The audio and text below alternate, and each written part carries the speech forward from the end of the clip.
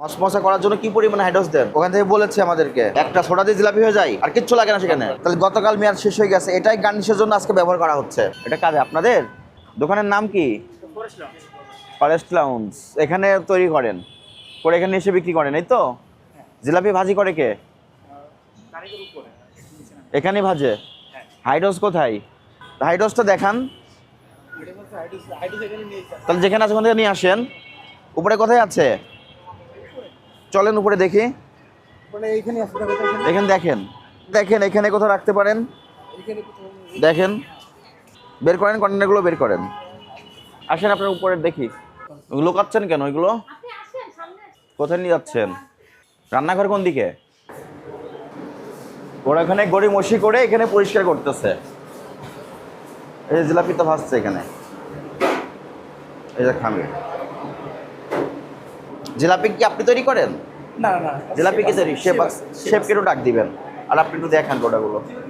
আপনাদের তো নিশ্চয়ই একটা আউটলেট করেছেন রাস্তার পাশে, ওখানে তো ইফতার সামগ্রী নিজে বিক্রয় করেন। তো ওখানে আমরা কথা বললাম, ওখানে যে যারা আছে, আপনারা যে জিলাপিটা তৈরি করেন খুবই সুন্দর জিলাপি, জিলাপিতে হাইড্রোস দেওয়া হয়, ওখান থেকে বলেছে আমাদেরকে। আপনারা বলতে পারেন, আমরা খামিরটা রাত্রে করে রাখি, বুঝছেন? রাত্রে করে রাখেন। আর কি কি উপাদান ব্যবহার করেন একটু দেখাবেন, কি কি উপাদান ব্যবহার করেন এগুলো দেখাবেন। আমরা একটা সোডা ব্যবহার করি। দেখান এখানে কি করে, কি কি আছে। কি এটা? বায়োকার্বনেট অফ সোডা। আর কি কি ব্যবহার করেন খামিরে? কিছু না, আর ঘি ব্যবহার করি। একটা খামির যখন তৈরি করেন তখন তো এখানে আটা লাগে, ময়দা লাগে, লাগে না? ময়দা লাগে। তো সেগুলো সব বলেন, যা লাগে সব বলেন। এটা আমরা শুধু ময়দাটা রাত্রে খামিরে করি। কয় ধরনের উপাদান ব্যবহার করেন? শুধুমাত্র সোডা, আর তো কোনো একটা সোডা দিয়ে জিলাপি হয়ে যায়, হ্যাঁ। আর কিচ্ছু লাগে না সেখানে? পানি, আটা, ময়দা কিচ্ছু লাগে না? পানি। আপনার কথা বোঝেন, আপনি যখন একটা জিলাপি তৈরি করেন, জিলাপি তৈরি করার র ম্যাটেরিয়াল কয় ধরনের উপাদান ব্যবহার করেন সেখানে? তেল লাগবে, ঘি লাগবে, সোডা লাগবে, জাফরান লাগবে। হুম, জাফরান দেওয়া আছে। আচ্ছা। আর মচমচা করার জন্য কি দেন? মচমচা করার জন্য মশমশা ভাজার জন্য ভাজা, কড়া করে ভাজলে মশমশা হবে। কড়া করে ভাজলে মচমচা করে ফেলে। ভাজলে মশমশা হবে। এবং খামিরটা যদি রাত্রে করা হয়, বুঝছেন, এই খামিরটাতে হাইড্রোজার লাগবে না। আর যদি খামিরটা যখন জেলায় ভাজা হবে ওই মুহূর্তে করা হয়, তখন এই হাইড্রোজটা লাগবে। আপনার কি স্বাস্থ্য সনদ নেওয়া আছে? এটা পুড়ে গেছে, তেল পড়ে। এটা তেলে পুড়ে গেছে। ও, অ্যাপ্রন ব্যবহার করেন না? হ্যাঁ। সতর্ক থাকতে হবে, জীবন তো আগে, তাই না? জীবনকে আগে বাঁচাতে হবে। মশমশা করার জন্য কি পরিমাণে হাইড্রোস দেন? মশমশার জন্য হাইড্রোজ লাগে না স্যার, হাইড্রোজটা খামিরটাকে সফট করার জন্য লাগে। সফট করার জন্য। মশমশা আপনার জিলাপিটা যত কড়া করে হালকা হিটে ভাজা যাবে, তখনই মশমশা হয়। আর দূরত্ব যদি খুব বেশি তাহলে হিট দিয়ে ভাজানো হয়, তখন জিলাপিটা নরম হবে। এই জিলাপিটা আজকে কতটুকু দিয়েছেন হাইড্রোস? হাইড্রোজ দিয়ে নেই। গতকাল না, হাইড্রোজ তো ব্যবহার করি না আমরা তথ্য পেয়েই তো আপনার এখানে আসছি। আসলে এখন বলতে পারে কেউ, হয়তো আমরা তো ব্যবহার করি না। সত্য কথাটা বলে দেন, নাহলে এগুলো আমাদের ল্যাবরেটরিতে পরীক্ষা করতে হবে।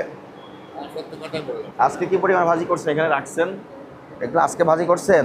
আধা ঘন্টার মতো। এর খামিরটা কই? আমরা তথ্য পেয়েছি আপনাদের জিলাপিতে হাইড্রোস দেওয়া হয়। যদিও থাকেন, সত্যি কথা বললে আমরা সতর্ক করে চলে যাব। আর যদি আমাদের তদন্ত করে বের করতে হয়, সেক্ষেত্রে আমরা ব্লাড লাইনে দেবো। এক সবচেয়ে বড় কথা হচ্ছে যে ওনাকে দেওয়া হাইড্রোজ ছাড়া জিলাপি হয় স্যার। এটা হাইড্রোস ছাড়াই তো জিলাপি ভাজতে হয়, এবং হাইড্রোস ছাড়াই হবে। হাইড্রোজ ছাড়া কিন্তু আপনারা তো সহজে হাইড্রোস ব্যবহার করে ফেলেন। গ্লাসটা রাত্রে ব্যবহার করতে। রাত্রে খামির দিয়ে সকালে ভাজি করেন, সকালে কোনো খামির তৈরি করেন না? না, সকালে কোনো খামির তৈরি করেন না। আর সকালে খামির তৈরি করলে ওই ক্ষেত্রে হাইড্রোজ ব্যবহার করা হয়।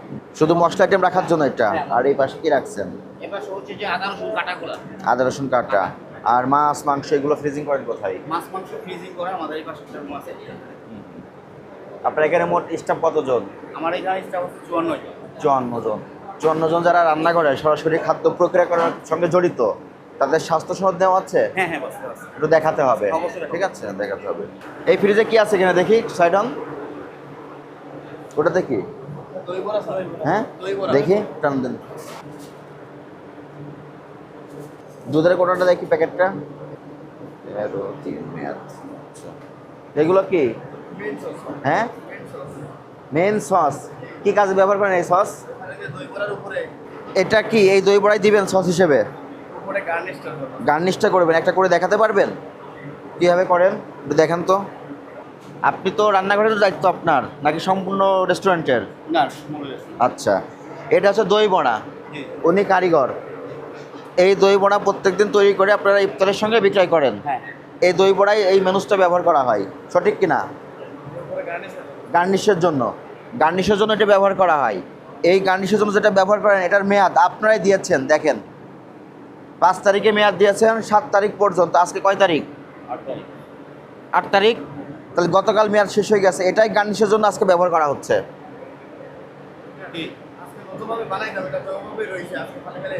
ফলাই দিবেন না? আপনি তো এখনই বানাচ্ছেন এটা দিয়ে, আপনি তো জানতেন না মেয়াদ শেষ হয়ে গেছে, আপনি তো চেকও করেন নাই। উনি কিন্তু চেকও করে নাই, উনি জানেও না মেয়াদ আছে কি নাই, কিন্তু এটা মেয়াদ শেষ হয়ে গেছে। এটা ফেলে দেন, ডাস্টবিনে ফেলে দেন, ডাস্টবিনে ফেলে দেন। টেস্টিং সল্ট ব্যবহার করেন কোন কোন খাবারে? টেস্টিং সল্ট আমাদের এই খাবারই তো আমাদের নাই। ব্যবহার এটা কি ফাঁকি মশলা, কি মশলা? ফাঁকি মশলা। ডেট শেষ হয়ে গেছে না? 9 তারিখ, 9 না 7? 9। স্যারের কাছে বলেন। আমরা দেখতেছি 7, আপনারা দেখতেছেন 9। থার্ড পার্টি কাউকে দেখান। হ্যাঁ মেয়াদ শেষ হয়ে গেছে না মশলার? এটা কি কাজে ব্যবহার করা হয়? কাচ্চিতে, হালিমে। তাহলে হালিমে যদি আপনি মেয়াদ উত্তীর্ণ মশলা ব্যবহার করেন, এটা এক জায়গায় রাখেন, এখন ফেলেন না, পরে ফেলবেন, একে রাখেন এক জায়গায়। খাবারে যত সল্টের ব্যবহার কম করা যায় তত ভালো স্বাস্থ্যের জন্য। একজন মানুষের জন্য কতটুকু লবণ প্রয়োজন সেটা বলা আছে, করবেন না। ঠিক আছে, চলেন। এটা কি ফ্রিজ? হ্যাঁ একটু দেখান ফ্রিজটা। মেয়াদ উত্তীর্ণ মশলাগুলো এক জায়গায় রাখেন, মেনুসটাও এক জায়গায় রাখেন, এটার ওইটা এক জায়গায় রাখেন। এই ডেট আপনারা মেনটেন করবেন, এটা কিন্তু আপনাদের দায়িত্ব। যেমন ওখানে 2টা পেলাম, ওখানকার যারা আছেন স্টাফ, ওনারা কিন্তু গাফিলতি পাওয়া গেল। 4/4/26, 12/3, 4/4/26, 10/3/26, 11/3। স্টাফের জন্য আলাদা এক করবেন, ঠিক আছে? এইগুলোর কিন্তু ডেট থাকতে হবে। হ্যাঁ, বানাচ্ছি, মানে আপনারাই হোমমেড হ্যাঁ করেন? আমরা বানাচ্ছি, এগুলো আমরা বানাচ্ছি। এই ব্রেডও কি আপনারা তৈরি করেন? ব্রেড? হ্যাঁ হ্যাঁ, আমাদের এইখানটাতে সবকিছু বেক করা হয়। সবকিছু নিজেরাই বেক করেন? হ্যাঁ, আমরা।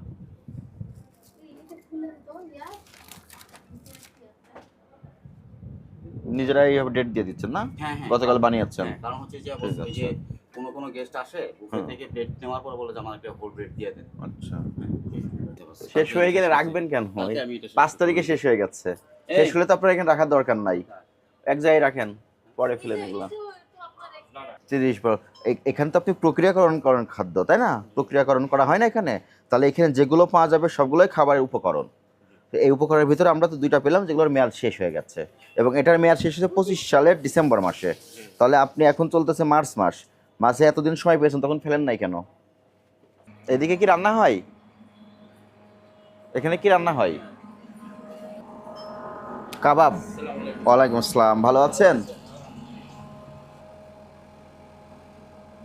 এটা কবেকার চিংড়িটা? হ্যাঁ, বুঝি না। এই চিংড়িটা কবেকার? রাতে মেরিনেট করে রাখছেন, এখন প্রসেস করবেন, রান্না করবেন। আচ্ছা, 9/3 এটা না? 9/3। এখানকার মূল শেফ আপনি? আচ্ছা, এখানে কি কি উপাদান ব্যবহার করা হয়? জিরা, এটা কি কি সল্ট? Normal salt. এটা জয়ফল, জিরা, বিট লবণ। এটা কি লিখছেন?